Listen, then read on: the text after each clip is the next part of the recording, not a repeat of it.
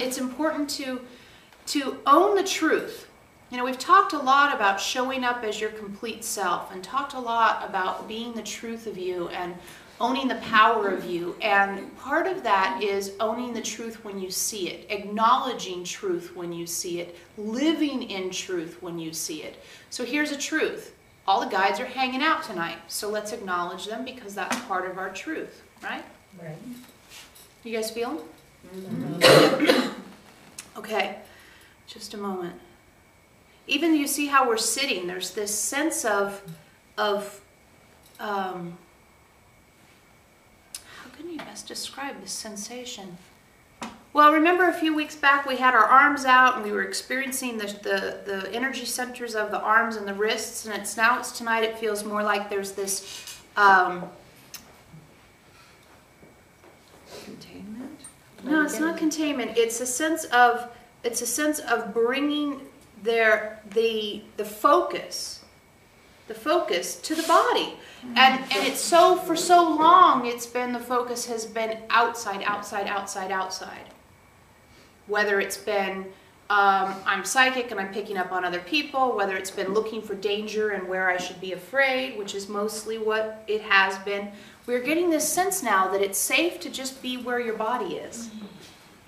It's safe to just be where your body is. Probably it's about time to... Yes.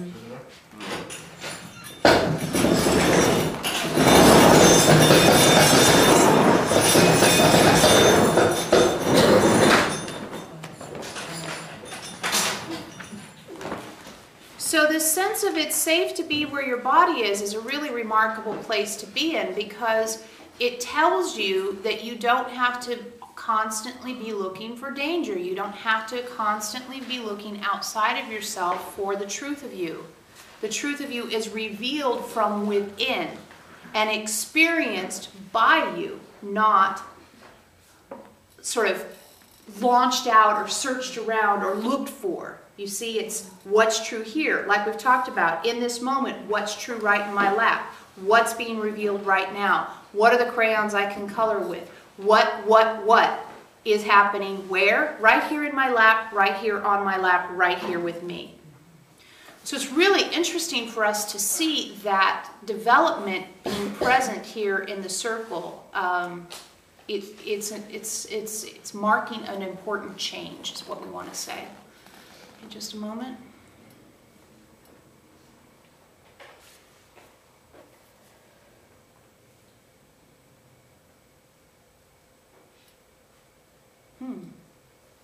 That's interesting. Just a moment.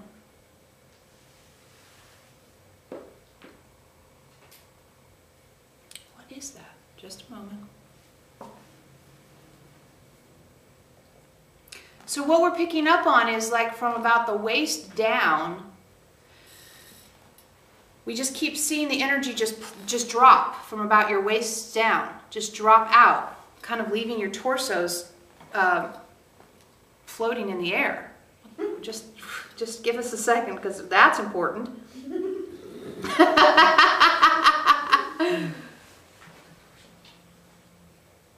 Oh, wow. Okay, so this seems to be a byproduct of ensouling the body, is this sense that there's this division in the body where the lower chakras are fascinatingly connected to the planet in a new way. You know, it used to be you ground to get stuff out of you or to connect in so that you didn't feel like you're going to float away.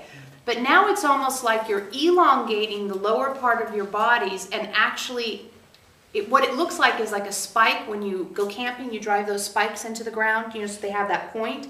It's like the lower halves of your bodies are like these spikes going down into the earth, but not for the point of it discharging energy, but for the experience of just being more physical.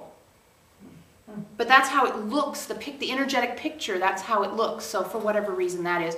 And then the torsos are hanging out because we haven't really gotten into a deep discussion of, you know, above the third chakra yet. And so it's sort of, this is just looking the same. Everybody looks the same, except in the lower chakras, you look like a point going to, but not short like a camping stake. Very, very, very, very long.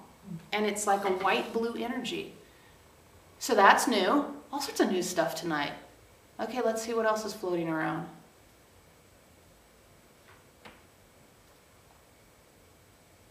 Well, that's probably about it. So we've got the guides hanging out in mass. We've got you guys turning into camping spikes.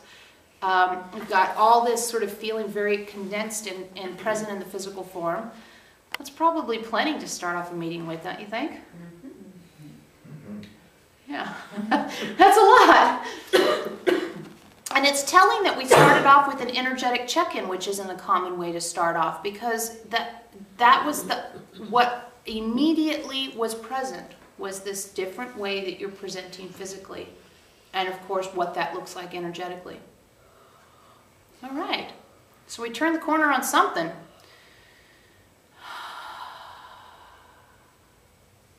As you start to bring this new embodied energy onto the planet, you're opening up to the newness of you in a way that is so uncharted and so charming things, when all of a sudden you start to feel these bliss states or these manifesting states, and you get doubt, you get resistance of relationships you currently are in, you get resistance of living situations you're currently in, and so you get clear, you try to take it into the world, you hit some blocks, some of them you transform, some of them kind of knock you back a couple steps. The key here, and we think we've said this to you before, is that you don't start again at the beginning. Yeah, you start back right where you were. It's like, okay, I was in a bliss state, I experienced it, I got knocked back. I don't go back to kindergarten. I go back to, okay, I know it's possible. What is the difference between what I'm experiencing now and what I was experiencing then? And where are the things that came up that kicked me out? So you mentioned being sensitive to other people's energies and other energies coming in, and it's like, okay, so I'm being sensitive to other energies, but am I asking myself if these other energies are even worth my time? There you go, there you go. All right, everyone. So enjoy showing up as your complete self. Keep asking, what is this showing me? What is this teaching me? What am I afraid of? Let's not forget that tool, because there's always going to be fear, and that fear can immediately be shifted into consciousness through your attention. So what am I afraid of? What's true? Showing up as your complete self, recognizing that sometimes showing up as your complete self looks a little like what you've thought in the past was cranky, bitchy, pushy. But if you stay on that edge of showing up as your complete self without turning it over to, I have to have power over another person, it doesn't go into bitchy usually. It stays in, this is true for me, this is the fullness of me. This is true for me, this is the fullness for me. And it's not about the other person. It doesn't have to get too weird. Right. Okay. Good night, everyone. Thank you so much. Thank you.